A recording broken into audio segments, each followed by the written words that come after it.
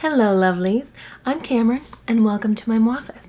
I'm happy you're here today and I'm excited to walk you through today's video. It's all about skincare and primarily my current morning skincare routine. It has definitely evolved a lot over time and it's become very simple, and I'm excited to walk you through kind of how I decided on what I use and when I use it and why I use it. First up, just some background on my skin type and kind of my skincare journey, we could say.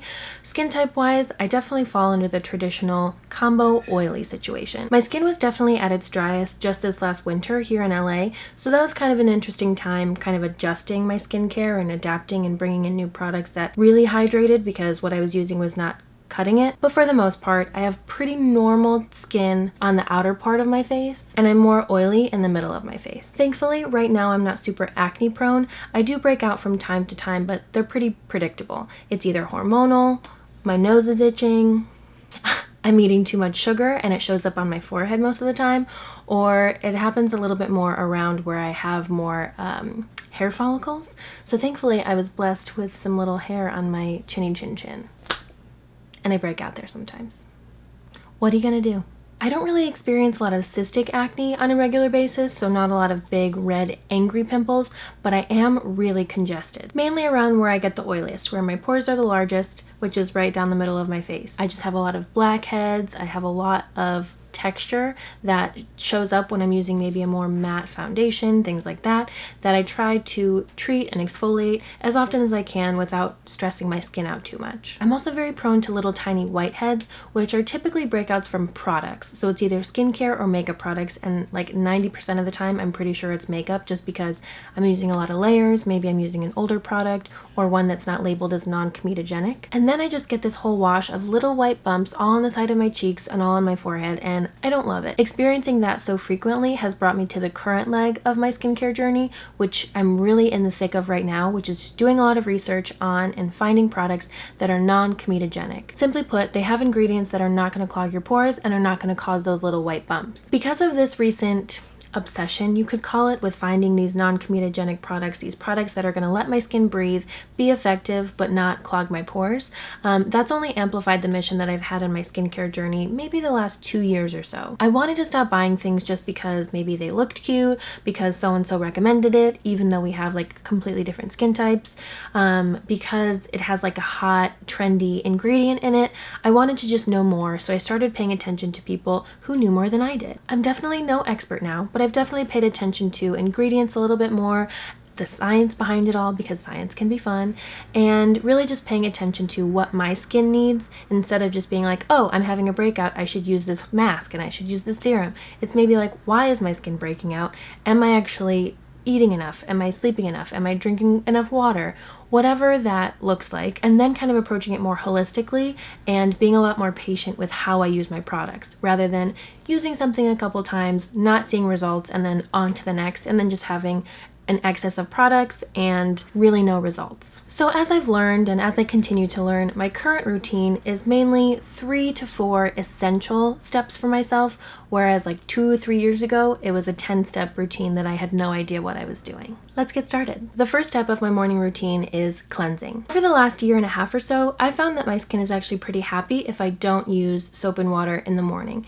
It just feels like my skin is already pretty balanced from my skincare the previous night and just through whatever healing process it does for itself, that it feels pretty good. So I'll either do a really light splash of water, dry my face, and then go about the rest of my skincare, or I'll use a little bit of a micellar water, which is what I'm going to use today. I do feel that this step might change as the summer months go on and it gets warmer earlier, because this is when the oily part of my combo skin comes out and I'll wake up feeling sweaty and gross and will probably need a good but gentle cleanse. This is the micellar water that I use. Bioderma definitely seems to be the giant in the micellar water space, and I think rightfully so. I've been using it for years. I absolutely love it. I recommend it to everybody. First of all, I use it at all different points in my skincare and makeup times. It's just really useful without leaving behind a residue like a lot of makeup removers do, or even some makeup wipes. So one thing I'll say, if you do choose to use micellar water in the mornings, like I do, then I would recommend staying away from using a wipe that has micellar water in it, because a lot of times those wipes have extra ingredients in them that are either preservatives, or maybe they're supposed to be extra hydrating, or it's for waterproof makeup, or it has a scent to it. Whatever it is, if you've used a makeup wipe and you felt a little bit of a residue, maybe it's a little sticky, kind of tacky, that's typically something that shouldn't necessarily be staying on your skin. I'd recommend rinsing that off. But if you've got Bioderma or something similar that just has few ingredients, no scent, no oil that's supposed to focus on makeup removal or anything like that, then I'd recommend going with this because it's not going to leave behind a texture that you won't want on your skin. I take a cotton round, get it nice and juicy. I actually have a couple reusable cotton rounds. They just need to get washed right now. They're a great alternative, especially when you're doing it just in the morning on a fresh skin and you're just cleansing.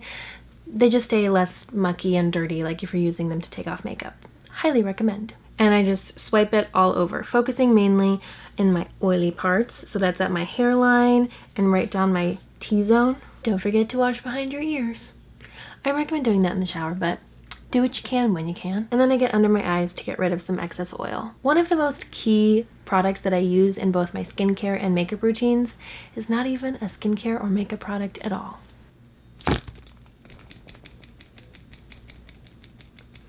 It took me a few tries to do that. A fan is game-changing. One, it just cuts down on time and can be a little extra, and that's always fun. And two, and most importantly in my book, when you use it in between each step, you're actually giving your products time to dry and absorb into your skin and actually be the most effective they can. It's just good to keep your layers separate. This next step is not a daily essential for me, but today's one of those days, and I don't always have pimples, but when I do, I treat them. I love a good acne spot treatment, especially when they're clear, because it just makes it easier to use during the day. So currently I'm using the Cocokind Turmeric Tonic, and it's been working really nicely. Applying it to my little bump here and trying to be fast about it because, as you can tell, it can be pretty liquidy, and there have been times where this has ended up in my mouth. And I don't want to do that today. And letting her dry before the next step.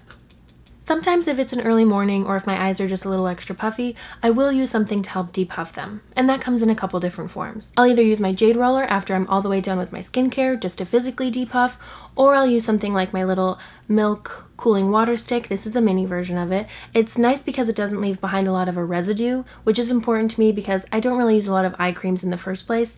I have pretty oily eyelids and I don't need extra hydration necessarily, and I don't want to make any of my other makeup, if I'm wearing makeup that day, to move around underneath. So I try to use something that has no left behind texture, which is why I love the milk cooling water stick, or an eye mask that has a serum that absorbs pretty fast, or more of like a gel caffeine cooling based eye cream that just soaks right in. The next more essential part of my skincare routine is my vitamin C serum. This is actually a newer step in my routine as of the last few months or so, because as I was saying, over the last few years I was really simplifying and basically saved any serums or any active ingredients for later on in the night and nothing in the morning, just moisturizer and SPF. But since I had my first facial and learned a lot from my facialist, I basically took that opportunity to pick her brain about all of the things I was curious about and then proceeded to do my own research. I learned a lot more about vitamin C's and decided that I wanted to add one back into my routine. A lot of skincare enthusiasts and experts have varying recommendations and opinions about vitamin C, like what kind to use, how to use it, when to use it.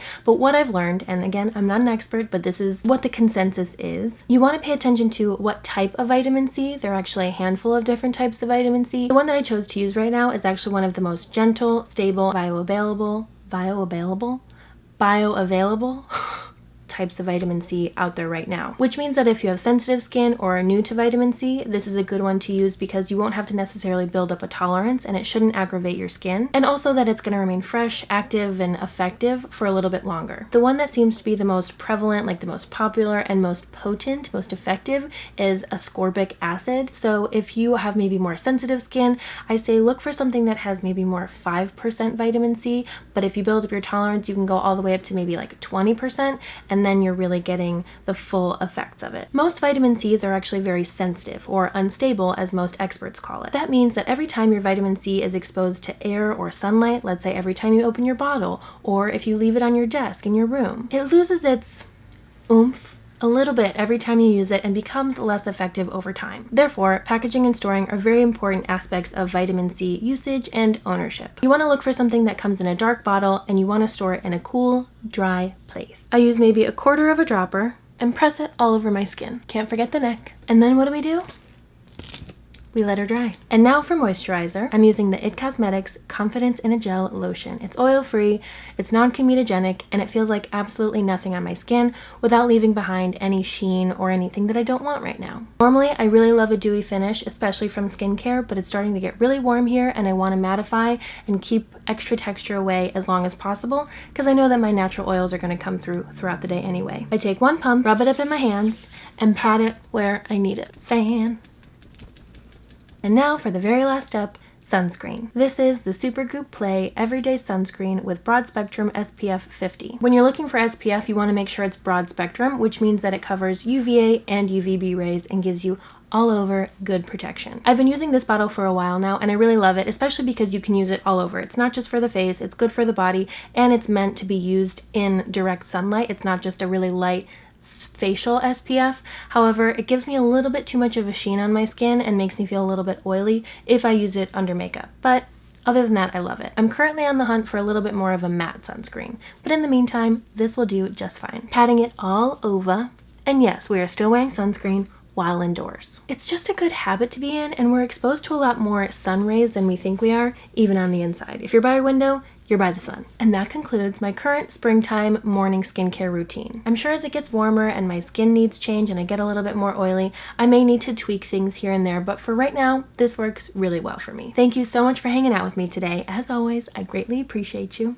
If you have any questions or just want to have any more conversation around skincare, my skincare research, again, not an expert, but I'm grateful for what I'm learning so far, or if you want to learn more about the non-comedogenic total like rabbit hole I've been going on, I'm really happy to share. There's a lot of really good stuff and I think we can all benefit from it just a little bit more. So just let me know. Let's have a conversation in the comments and I'll see you next time. Love you.